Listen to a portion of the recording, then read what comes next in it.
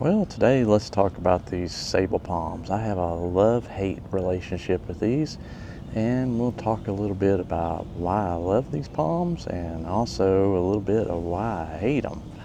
So let's get into it. And first we'll take a look at our trip to Miami and look at a sabal palmetto, and here we go.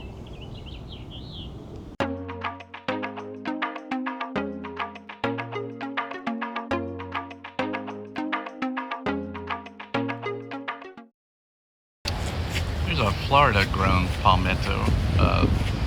These trees, in our climate, to get to this size from seed would take quite a while, probably like over 20 years.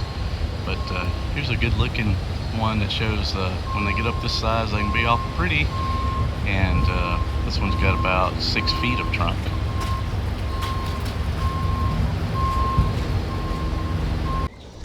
And continuing on with our slow growth, we'll talk about, here's a sabal minor, and you see this one's roughly the same age as a Trachycarpus fortunei that's right beside it, and you'll see that as far as size, the Trachycarpus fortunei will outgrow all the palms, sabal palms, pretty quickly.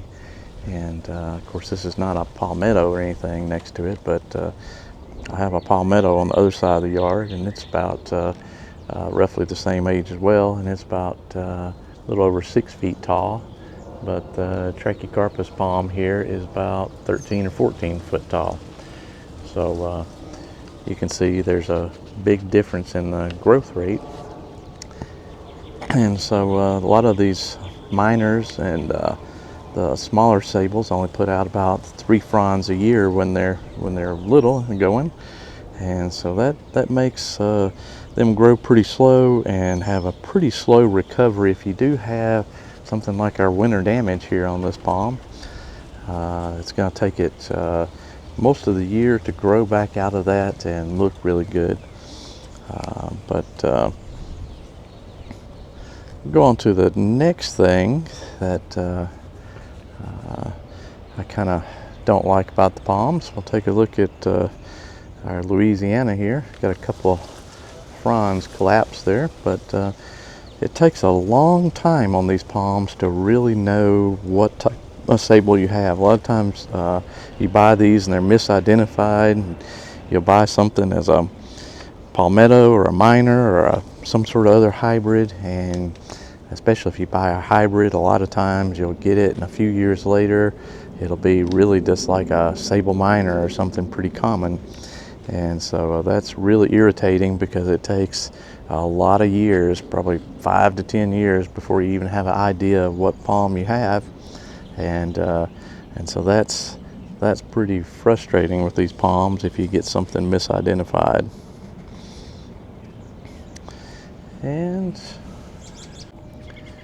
next thing we'll take a look at is we look at this Birmingham here. As far as the hate list, is this particular one's in full sun, and these palms really prefer the heat, and so you need to put them, especially for what we're talking about. We're always talking about on this channel growing palms in growing zones 5 through 8, so in those zones you're going to need this palm in complete full sun. And it really needs the heat to grow well, and so that means that it's not as good of a choice for growers in the real northern part of the U.S. or places like the UK and Europe, where you kind of have cooler summers. So that's another negative of the palm.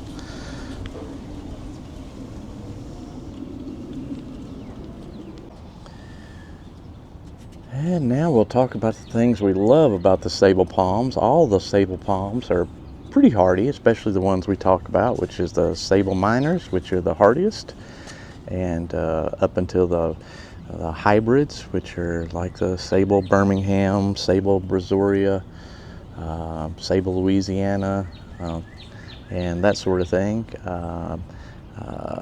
All the palms can survive down to about 5 degrees on that list, and the palmetto and larger type of like Mexicana and that type is going to be, you know, do good till around 10 degrees or so and start getting damaged. But anyway, their cold hardiness is really good, and this one is planted in a good microclimate by our house, but this one is unprotected at -6 Fahrenheit, and you can see it's largely unfazed. It has a little bit of brown tips and a few little spots on this one, but so that makes it a very good choice for surviving the cold, one of the best. As we take a look at our really small little dwarf sable miner here, the other thing that's really good about the sable palms is there's a very large variety. You have everything from the small palms like this one, or the regular sable miners, on up to the medium or large size sable miners like the Louisiana, which can get, you know, 7, 8, 9, 10 feet tall. And then you have the ones that the trunking forms like the palmetto and the different hybrids that we talk about here, like the Birmingham and the Brazoriensis. And you know, there's lots of other sables as well. That's the main ones that we talk about for the colder hardy garden. But so there's a lot of good variety.